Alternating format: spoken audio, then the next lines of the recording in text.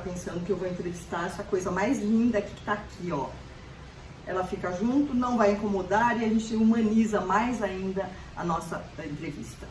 Como vocês sabem, o Sintonia é um programa do bem. Com mais de 240 entrevistados, ninguém jamais deu uma má notícia.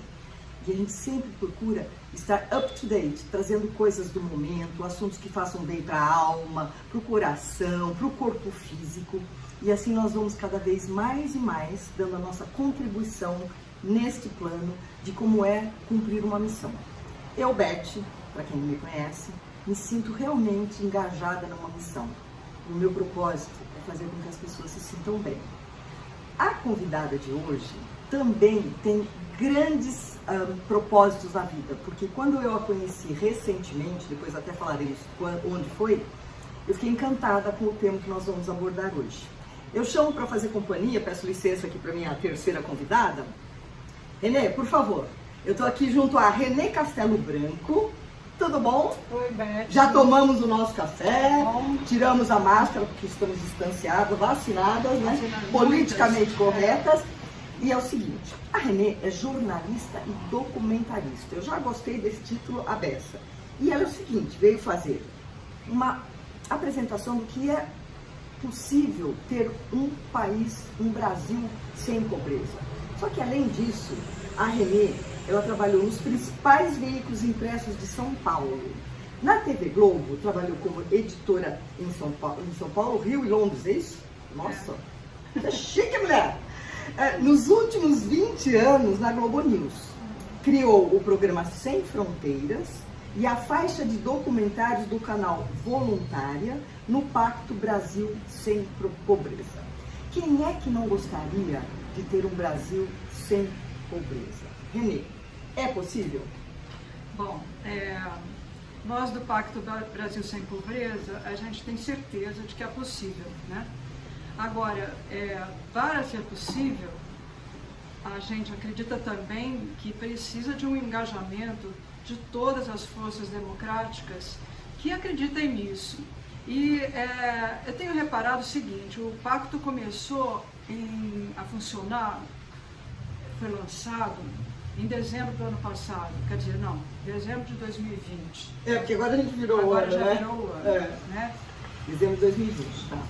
Quando ele foi lançado, a discussão sobre a pobreza não estava tão quente. E durante esse tempo todo que a gente está trabalhando, nós temos reparado que cada vez mais, eu não estou atribuindo isso ao nosso trabalho, eu estou atribuindo isso a uma sinergia. Né? Vai aglutinando. Eu acho que o país se deu conta de que a gente não pode continuar assim, por milhões de motivos. Né? Então eu tenho visto, imagino que vocês também, artigos em todos os jornais, artigos de economistas que nunca falavam da questão da pobreza, eles em geral tratavam muito mais de questões fiscais, ou questões do crescimento econômico, mas não eram focados na pobreza. De repente, não só militantes e pessoas mais, digamos, de centro-esquerda, que sempre tradicionalmente abraçaram essa causa, você começou a ver que isso meio que tomou conta da sociedade, né? A ponto de os economistas neoliberais, tipo André Lara Rezende, Armínio Fraga, esse pessoal também tem falado, focando especificamente na pobreza. Então, o que eu acho? Eu acho que parece que chegou a hora, né, da gente essa conseguir. Mobilização, né? Eu acredito nisso. Porque assim, se for depender apenas do governo, desculpa, mas eu vou mentir a minha opinião, a coisa não anda. Tanto é que o Grupo Mulheres do Brasil, ao qual eu já te convidei para fazer parte, que é um grupo cuja presidente é a Luiz Helena Trajano, a vice é a Tcheco Aoki e a outra vice é a Sônia Hess. Nós somos já 100 mil mulheres, acima de 100 mil mulheres, está engajado em todas as áreas do Brasil que precisam ser melhoradas. Então foi a mobilização da sociedade civil. Isso que você está falando é a realidade. A gente tem que fazer com que as pessoas cada vez mais tenham esse interesse. E é um altruísmo muito grande, né, Renê? Olha, eu acho que, nem sei se é altruísmo, sabe? Não, Eu acho que como é que eu vou explicar? Eu acho que tem uma hora que que junta as coisas. Você talvez tenha mais tempo, porque eu vou dizer para vocês que em dezembro, eu já contei para a Beth, em dezembro de 2020 eu fui demitida da Globo News, né? Eu e a torcida do Flamengo. Isso que eu falava, ela e a torcida do Flamengo. Pandemia, a nossa idade, né? Todo mundo que tinha mais de 60 anos do jornalismo, em vários lugares da emissora, fui demitido, né? E eu já tinha com meu prazo de validade vencido faz tempo e continuava lá, né? Aí o que aconteceu? Eu comecei, logo que eu soube que eu ia ser demitida, eu já comecei a pensar o que fazer. Aí apareceu a possibilidade de eu ajudar nesse pacto Brasil Sem Pobreza. E o meu tempo aumentou, apesar de eu continuar trabalhando, não é feito uma louca desesperada como eu trabalhava antes. Então não sei se é altruísmo ou se na verdade é bom para mim, sabe? Porque eu conheço pessoas super interessantes, porque a gente faz os diálogos contra a pobreza, onde a gente entrevista gente de todos os espectros da sociedade. Por exemplo, assim, não está me incomodando. Não, eu gosto de bicho. Então, por exemplo, voltando, um exemplo assim bem fácil de ver como a gente vai de A a Z. Nós fizemos uma conversa que era entre uma pessoa do MST, o Jaime Amorim, e o dirigente da Associação do Agronegócio Brasileiro, a AGAP, que era na época Marcelo Brito. E a conversa foi ótima. Então, eu acho que essa conversa foi o tipo do indicador de que é possível você conciliar interesses aparentemente tão opostos, posições políticas definitivamente opostas, né? Vórtices diferentes, né? E aí agora que a gente está vivendo um período de muita intransigência, você vê que tem muita gente disposta a transpor esses obstáculos, né, do sectarismo, da intransigência, e acho que é muito legal você poder reforçar isso, né? Tentar realmente abraçar diversas forças da sociedade. E a partir dessas reuniões, como é que vocês partem para uma determinada ação? Ai, desculpa, tomar um gole d'água aqui. Fica à vontade. Gente, vocês viram que ela se comporta, né? Sobre a ação especificamente, é o seguinte, nós somos um pacto de mobilização e conscientização, e não de uma ação específica, tipo, vamos levantar as mangas e vamos trabalhar em Paraisópolis com o Gilson Ribeiro, ou com o Edu Lira, lá na Favela 3D e outras mil iniciativas dele fantásticas. Não, o que a gente faz é tentar discutir as questões, trazer mais pessoas para se preocuparem com a causa. E agora, justamente agora, nós estamos procurando compilar todas as propostas que têm sido feitas nesses diálogos e vamos fazer digamos, não é um documento, um apanhado das propostas de todas essas pessoas. E aí, essas propostas, nós vamos procurar encaminhar para diferentes partidos políticos, candidatos, etc. Mas fora isso, tem uma outra coisa que a gente está torcendo muito que dê certo, que o Ricardo Paz Barros, economista do INSPER, ele está trabalhando num indicador de multifatores da pobreza. Em vez de, antigamente, agora já não se pensa mais assim, mas até recentemente, pobreza era considerada uma questão de renda, né? Agora... não é mais? Não. Então explica, como é isso? Então, a renda é um dos fatores só. Por exemplo, você pode ganhar um pouco mais e não conseguir sair da situação de pobreza. Por quê? Porque você não tem uma escola adequada, mora num lugar sem saneamento básico, fica doente com facilidade, o transporte que te leva, que te busca, te consome o tempo precioso de descanso, né? A sua casa está numa situação super precária. Morando em áreas de risco, mesmo tendo um salário. Morando em áreas de risco, e se não é área de risco físico que vai despencar com uma chuva, no caso do Rio de Janeiro, por exemplo, é área de risco de milícia, de tráfico, de briga de bandidos e milícia com polícia, tudo que a gente já sabe. Então, morando nessas condições, com uma política de segurança pública que, na verdade, não protege o cidadão, sobretudo os mais pobres, né? Se for negro, então nem se fala. Enfim, uma série de coisas fazem com que as oportunidades sejam tão escassas para as pessoas que não adianta elas ganharem mais um pouco, que elas vão ficar presas ali. Elas ainda têm aquela tarja da pobreza. Não vão né? sair dali. E aqui você ganhar mais um pouquinho, você vai comer um pouquinho melhor, Deus queira, mas você não consegue escapar de uma situação inviável de vida, né? Aí nesse pacote a gente pode acrescentar os bens culturais, todos concentrados. O próprio lazer, né? Faz parte, né? A pessoa só trabalha.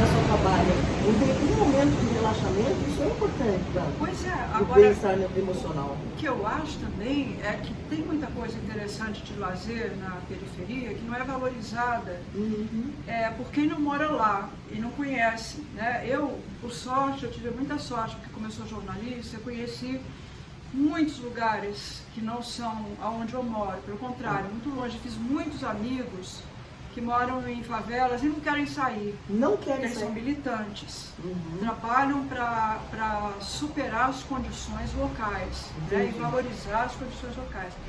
Então, por exemplo, essas iniciativas todas que existem nessas regiões mais carentes, se houvesse mais financiamento para que aquilo não fosse apenas uma coisa mais ou menos precária, com super criatividade. Tem coisas E quantos incríveis talentos acontecendo. tem lá, né? Você vê que quando tem música, ou quando tem balé, você tem um expoente, né? dança de rua, movimentos de música que a gente nunca ouviu falar. Eu, por exemplo, como eu tenho esses amigos, a toda hora aparece um movimento que eu fico assim, ué, o que é isso, né? Por exemplo, agora tem um que está na moda há um certo tempo que chama trap. Trap? Trap, T-R-A-P-P. Eu não te digo que eu adore, sabe? Mas o que é trap? É um movimento de música, mas que traz junto um movimento... É o seguinte, o trap procura mostrar a realidade da favela.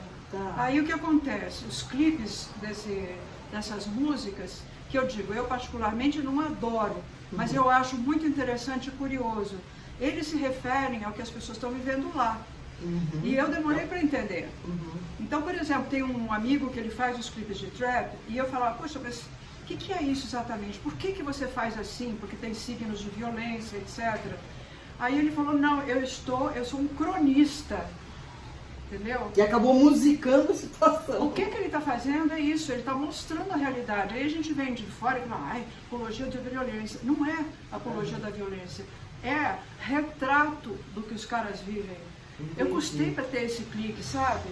E é um negócio interessante porque quando a gente desperta, de fato, para uma outra realidade, né? E que a gente... Que não a nossa, né? Que mora bem, né? Exatamente, a maior privilegiada do mundo, né? Que eu sou.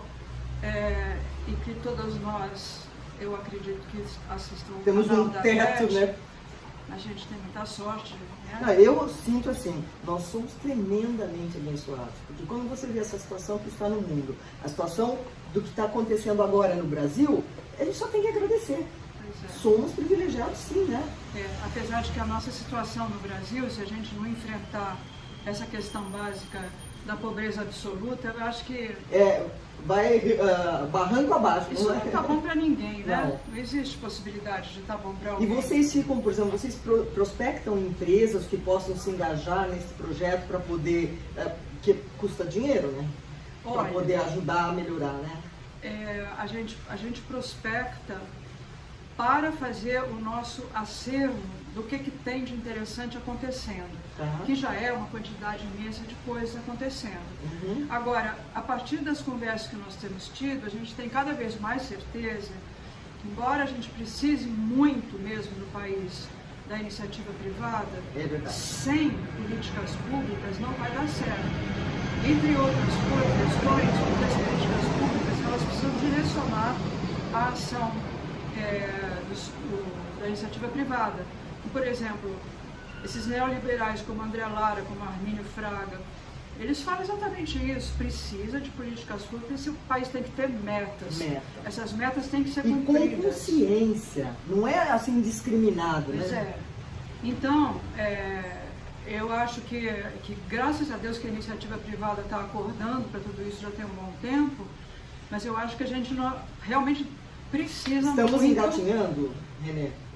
Ou já passamos a andar com as Não, próprias não pernas? poderia Como julgar você isso, diria? porque eu conheço tanta coisa interessante, mas eu sempre acho que dá para ter mais, né? O próprio Amigos do Bem, você conhece? Sim. Então, a Alcione Albanese está no nosso grupo Mulheres do É. Brasil, que inclusive temos políticas públicas, e é um grupo que você pode fazer parte. Não, eu vou adorar. Você vai adorar. Tô doida pra Então, a participar. Alcione é um caso, ela já tirou mais de 100 mil pessoas da miséria no Nordeste. Amigos do Bem, Cidades do Bem. Foi uma iniciativa de uma pessoa que chamou mais uma, chamou outra. Hoje o Brasil inteiro conhece isso. Então, Já ganhou prêmios internacionais pelo que ela faz. é muito fundamental o que todo mundo faz. Em Paraisópolis tem a ONG Florescer, da Nádia Bach, que é outra iniciativa. Pois Tem é. dezenas de Não, iniciativas. Paraisópolis é um exemplo de que sem a iniciativa privada não existiria. É. Ali tem vários bancos empenhados, tem startups beneficiadas por aporte financeiro de bancos, tem... Não, ali é uma cidade do interior, né? Tem 200 mil pessoas.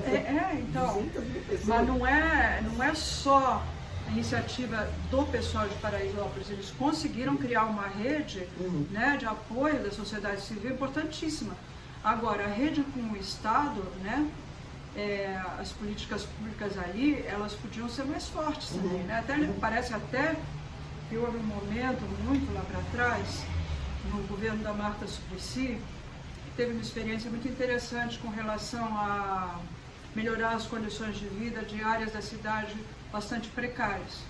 Né? Mas essa iniciativa dela não sobreviveu nem até o fim do governo dela por XYZ razões. E muito menos no próximo, né? Porque é uma tendência. Pois aconteceu isso, infelizmente, né? Assim como, por exemplo, Brasil Sem Miséria, que era um programa muito bem estruturado do governo da Dilma, ele não durou nem até o fim do governo da Dilma.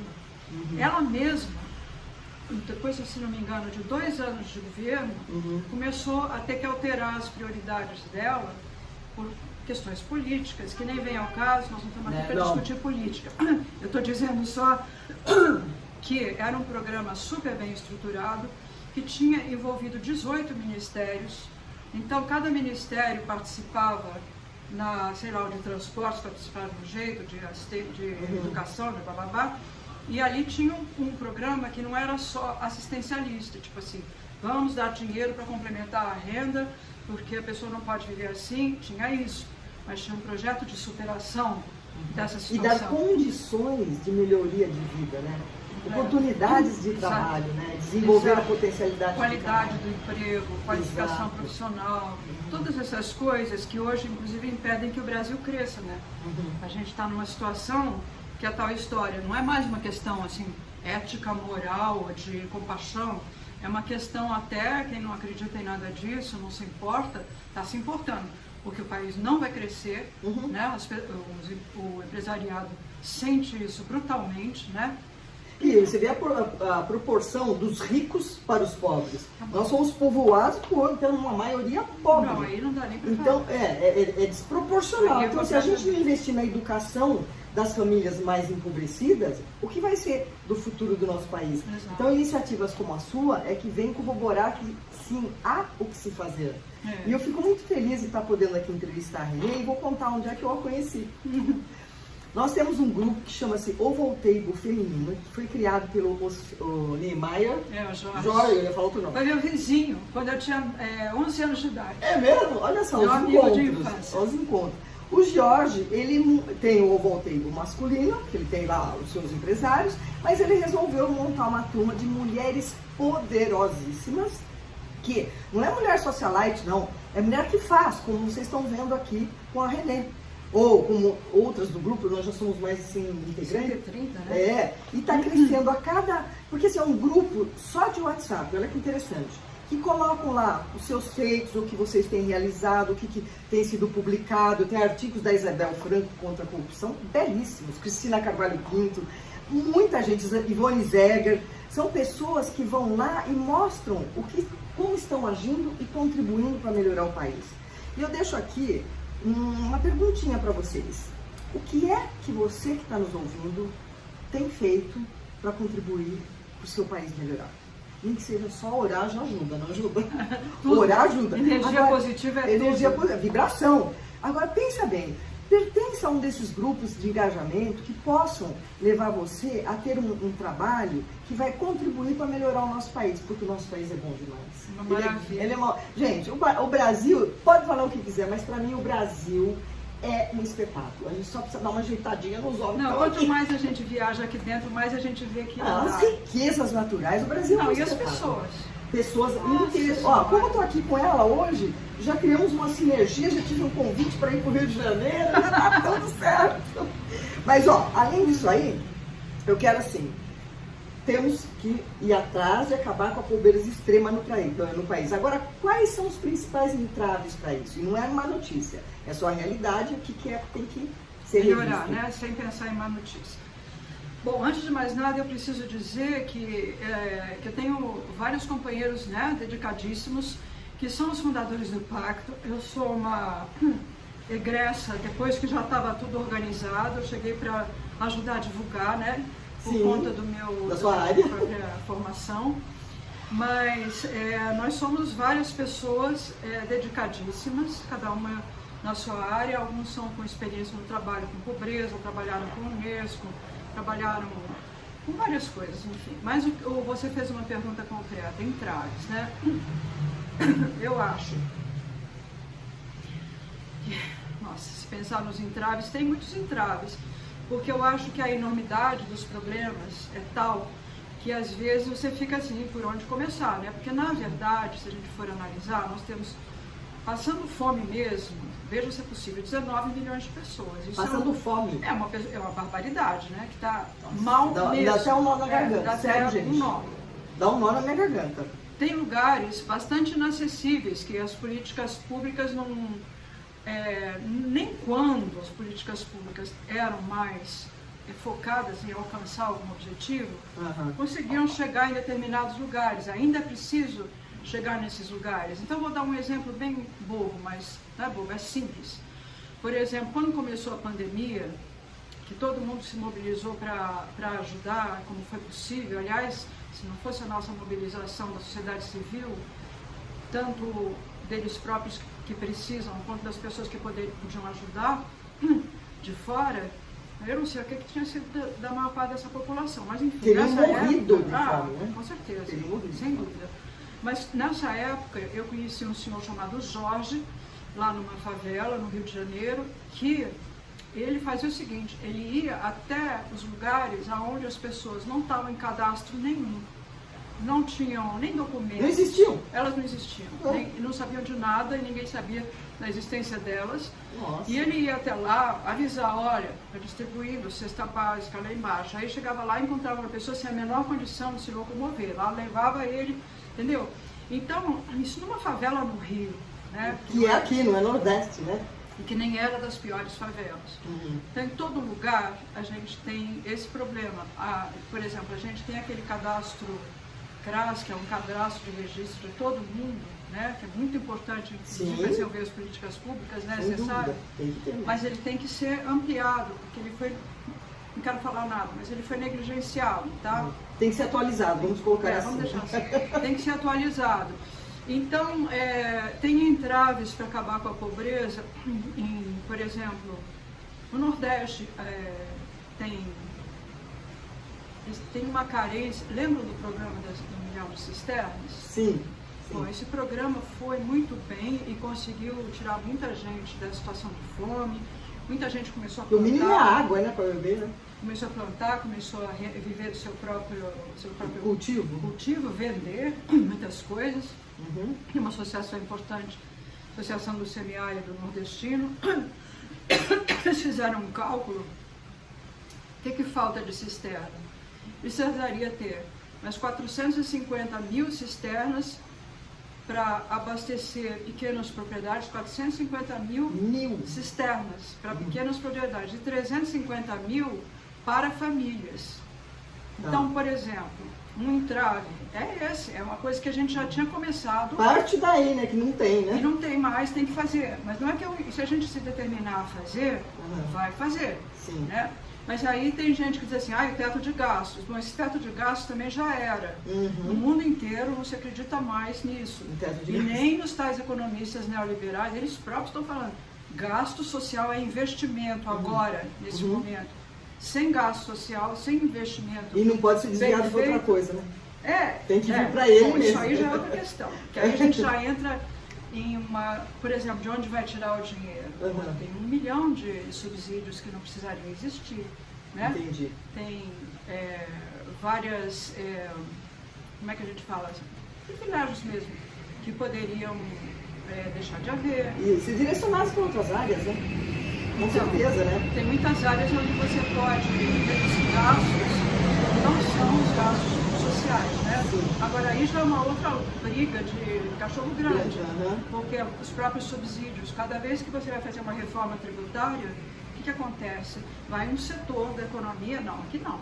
Aqui não mexe. Então, essas coisas todas são de negociação delicada, difícil, e que eu acho que são entraves, mas eu acho que é tudo superável. Você poderia me permitir dizer que o que falta é vontade? Vontade de querer mudar? Por exemplo, se cada um dos ministérios tivesse realmente uma vontade de ir em prol do bem maior, tem que partir de algo, né? Vamos fazer, mas quem que toma atitude? Pois é, mas aí já entra no negócio que eu não estou com vontade de falar. Não, mas nem vamos falar. Política, né? Porque tá cheio de gente que tem muita vontade, mas não está no poder no momento. Mas o que eu falei, os ministérios tinham que ter a vontade. Os ministérios têm uma direção. Então, né? Exatamente. Mas, por exemplo, nós aqui, você está fazendo a sua parte, eu estou fazendo junto a Mulheres do Brasil, as outras entidades que eu ajudo, mas nós somos pouquíssimas. Precisamos de mais gente se mobilizando. Quanto mais mobilizar, melhor. Mas é por isso que eu fiz questão de trazer a Renê hoje, para poder deixar esse recado. Agora, tem uma coisa, Beth, que a gente tem de gestor maravilhoso no Brasil, que a gente tem problema grave de gestão no país. Agora, os gestores que a gente tem aqui, você não acredita como que a gente está nessa enrascada? Tanta gente boa, sabe? O que falta de oportunidade para eles se manifestarem? Eles não estão mais em nenhum governo agora, né? Quer dizer, em alguns estados estão. Sim. E tem alguns estados que têm feito trabalhos muito bons, que têm melhorado muito. Por exemplo, um dos lugares onde o ensino tem mostrado grandes avanços, a gente não espera. Como a gente viu recentemente do Enem, não foi? As redações foram lá, 3 do Nordeste. Um espetáculo. Então, Piauí é um estado considerado sempre muito pobre, muita guerra. Só que eles, então, investindo sério em educação, como aconteceu no estado do Ceará. Né? Várias gerações de governadores investiram nisso. Enfim. E o resultado aparece. Pois é. E tudo tem que partir de uma ideia. Então, Brasil sem pobreza tem que deixar de ser só a ideia e ganhando, que nem um tsunami. Vai invadindo, vai pegando os corações, vai pegando gente que faz. E eu queria que você só comentasse, porque eu vi aqui no que eu falei de você, o que é o programa Sem Fronteiras? O programa Sem Fronteiras, é só coisa boa. Infelizmente não existe mais. Isso não é tão bom. Apenas, mas existiu e você fez parte. Eu criei. Modéstia à parte. Bom, mas como modéstia à parte? Gente, se a pessoa faz, ela tem mais o que falar. Olha, eu criei junto com os jornalistas mais do que espetaculares. Eu criei junto com o William Vac. Nossa! Jorge Pontual. Só nomes bons, hein? E Mônica Waldvogel. Conheço os três. Gente, então, que maravilha! Nós 4 criamos esse programa. E o programa, durante muitos anos, foi um programa de assuntos internacionais, que era o único programa na televisão brasileira de assuntos internacionais. Então a gente viajava, assim, surfava sozinho. E nós conseguimos fazer um negócio que era legal, porque a gente explicava muito bem tudo o que estava acontecendo. Agora, por exemplo, Ucrânia, né, a tragédia. A gente fazia um apanhado de onde que vem, quais são as posições agora, quais são as consequências, se for para lá, instrutivo, se vier para cá. né? E a gente não deixaria de falar do ponto de vista russo. A gente procurava, não tomar partido, é impossível. Você sempre, qualquer jornalista acaba tendo um viés. Não existe ninguém na vida que não tem um pouquinho de tendência, eu acho.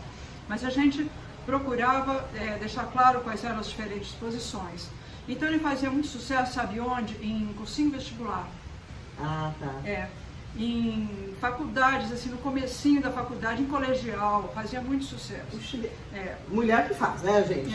Mas eram 2 homens e 2 mulheres, eu, a Mônica e eles. Não, mas aqui está sentada comigo no programa Sintonia pela All TV, é uma mulher que faz, né?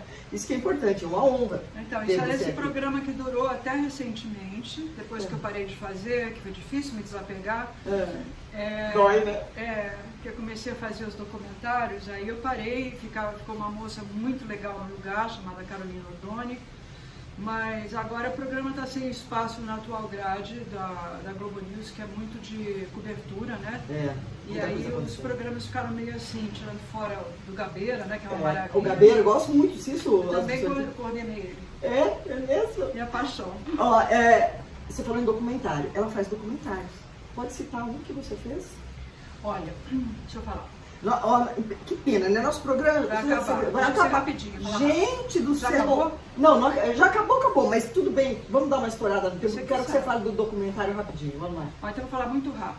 Eu fiz algumas coisas dentro da própria Globo News que eu nunca considerei documentário. Eu considerei programas mais aprofundados, mas que muita gente acha que eram documentários. E foram até inscritos em coisas como documentários. Um deles, que eu acho que é um dos que mais valia a pena falar, era um grupo que a gente tinha lá, que a gente chamou de Rolezão.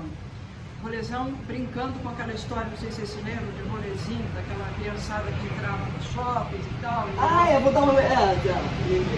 dar um rolê, ficava aquela loucura. Bom, então, a partir disso, a gente criou um grupo lá na Globo News, que era com pessoas, não só pessoas de classe média, mas tinha 3 participantes, uma das quais, inclusive, a Natália Rodrigues Cega, da Vila da Penha, que era estudante de jornalismo. Tinha o Raul Santiago, que hoje é um militante importantíssimo, que vive na Unesco, na ONU, brilhando pelo mundo contra a violência policial. E tinha um outro que hoje é o campeão de fazer clipes de trap, como eu falei, o Raul Santiago. E aí tinha eu, Cristina Aragão, a Joy, Hernani, que eram pessoas de classe média. Então, nesse grupo, a gente fez uns trabalhos pelo Brasil, sempre em favelas do Brasil, mostrando o que tinha de novidade, assim, nessa linha de dança, de música e tal. E esses programas foram considerados muitas vezes como documentários. Esse é um dos trabalhos que eu mais orgulho tenho, sobretudo porque foi a partir daí que aprofundou o meu conhecimento de outras partes da cidade, embora eu já trabalhasse na favela da Maré, né, que eu ajudei a criar um instituto de combate para ajudar crianças vulneráveis de 13 a 18 anos, com um senhor que continua fazendo esse trabalho, o seu Sebastião. Agora não dá mais tempo de falar nada, né? É o seguinte, eu vou querer que você volte, porque você tem muito assunto que pode interessar e pode... Sabe o que nós estamos fazendo? Não é arar a terra, é plantar também a semente. Certamente você está plantando sementes aqui, porque a pessoa vai ouvir tudo isso que você faz e assim, eu faço o quê? Isso é importante. Né? A gente pensar que a gente não veio nesse plano para acordar, dormir, ter filho ou não ter filho, casar ou não casar, comprar ou não comprar, a gente veio aqui para algo maior. Como diz a Tia Guaoki, nossa querida Diego, ela diz que a gente tem um Ikigai. Ikigai é o nosso propósito. Então, eu vou fazer uma pergunta meio redundante. Você se sente na sua missão, no seu propósito? Eu acho que sim. Com tudo isso que você está fazendo? Você acha? Eu tenho certeza. Não, mas você sabe o que eu acho também, Beth? Uma outra coisa, assim, que eu acho que quem não tem vocação para fazer essas coisas, não tem o menor problema. Eu acho assim, sinceramente, estou falando isso de verdade. Eu gosto de todo mundo com raras exceções. Tem 2 ou 3 que eu não gosto mesmo. Mas eu tendo a gostar, eu tendo a ver o lado positivo das pessoas. Sim. Embora, lógico, eu não seja cega, mas eu procuro me relacionar com o lado bom. Eu acho que se você acorda e trata bem o padeiro, a cabeleireira, o porteiro, o cara do ônibus, a sua vizinha que é meio chata, mas mesmo assim tudo bem. Você ouve ela no elevador. Né? Eu acho que essa relação com todo mundo, isso eu aprendi com meu pai, meu irmão é igual, e minha mãe então, nossa, eu acho que isso já é muito. Já é um começo muito bom, né? Sinceramente acho. Realmente. Você respeitar todo mundo, né? Não interessa da onde. Respeitar para ser respeitado também, né? Você teria uma mensagem para deixar aqui para os nossos internautas? Sim. Eu acho a mensagem é que a gente tem que acreditar que a gente vai conseguir sair desse buraco da pobreza absoluta, que nós vamos ainda ter muito orgulho do país um país justo, né? Isso é importante demais, eu acho, além de maravilhoso como ele é. E eu queria encerrar o nosso programa. Você permite a gente mudar de lugar e a gente vai para outra sala e eu vou tocar uma canção para você. Ah, que bom. E que realmente vai retratar o meu sentimento, o sentimento da Renê e quem sabe de vocês todos. Vamos lá juntos? Vamos lá. Bom, como vocês estão vendo, mudamos de sala. Renê, eu vou dedicar essa música não só a você, eu gosto muito do Louis Armstrong, What a Wonderful World, como que é um momento que realmente a gente deseja um mundo maravilhoso. E que essa fase que nós estamos passando passe logo, né? Tanto a pandêmica como a fase desse conflito que ninguém deseja. Então, comigo, quem quiser cantar aí, se você quiser.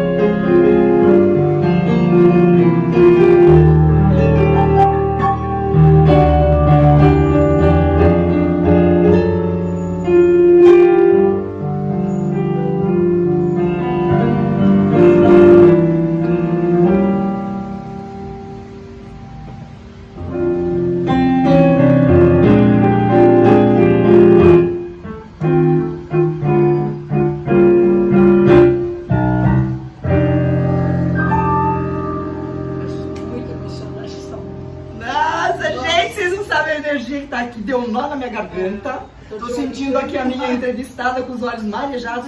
Para terminar o nosso programa, que a gente estourou ao mesmo tempo, ó, aqui nós temos 3 CDs, ó, gente, fazendo propaganda, tá tudo lá no Spotify, tá? Este é aquele que eu te contei, que eu sento aqui e faço uma música. Ele é todinho autoral, só o Toquinho que tá com uma música aqui, porque eu fiz um show com ele e eu acabei pondo. Esse aqui eu resolvi cantar depois dos 50 anos, esse foi o primeiro, mas teve o arranjo do Adilson Godoy, então você vai ficar com os 3. Tá vendo? Já vai ficar com um? Não, eu vou ficar com os 3. Gente, foi um prazer ter você, Renê. Dá um beijo aqui. Ah, que linda. Covid ou sem Covid? Não, que Covid, quem tem a energia alta não pega Covid. Gente, a música trabalha nos 440 Hz. O Covid tem 50 Hz. Então trate de ouvir música, trate de tocar um instrumento, que você fica livre. Até a semana que vem, eu agradeço a sua presença. E um Brasil sem pobreza é possível. Sim? Vamos contribuir. Beijo, até a semana que vem. Sempre bom estar com vocês. Tchau.